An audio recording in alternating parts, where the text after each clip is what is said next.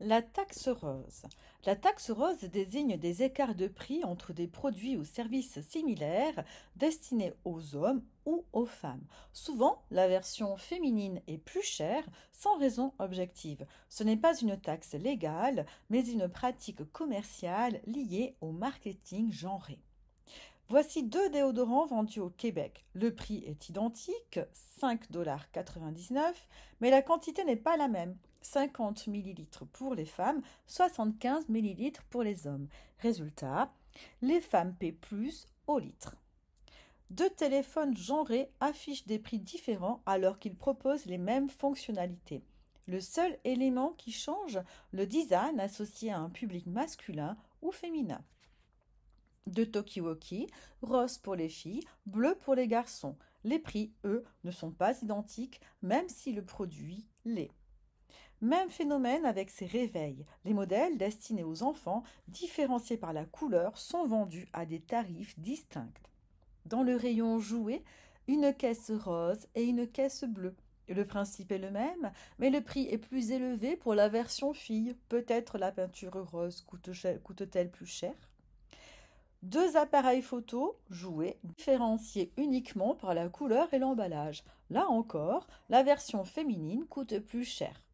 Un grand classique, les rasoirs jetables. Les modèles destinés aux femmes, souvent roses ou violets, sont vendus à un prix supérieur aux versions masculines, pourtant identiques. Pour les dentifrices, le packaging diffère selon le sexe ciblé et le prix aussi. Pourtant, le produit est identique en composition et en efficacité. Même constat pour ces thermomètres. Les versions différenciées par le design affichent des écarts de prix. Deux types de bougies genrées, une pour les hommes, une pour les femmes, avec toujours la couleur rose et la couleur bleue. Résultat, un tarif plus élevé pour la déclinaison féminine. Célèbre exemple, les stylos pour elle, commercialisés avec un marketing rose et vendus plus cher que les mêmes modèles pour lui. Même une simple paire de tongs peut coûter plus cher en version féminine alors que la fabrication est identique.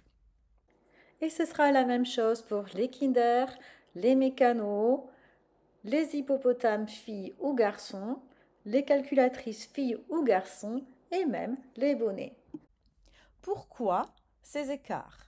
Ils s'expliquent par un marketing genré, les marques segmentent les clients selon leur genre, le packaging, couleur, design, motif justifie une hausse de prix artificielle, la segmentation des marchés, les femmes sont perçues comme prêtes à payer davantage. Est-ce légal? La taxe rose n'est pas une véritable taxe, mais une discrimination illégale dans la plupart des cas.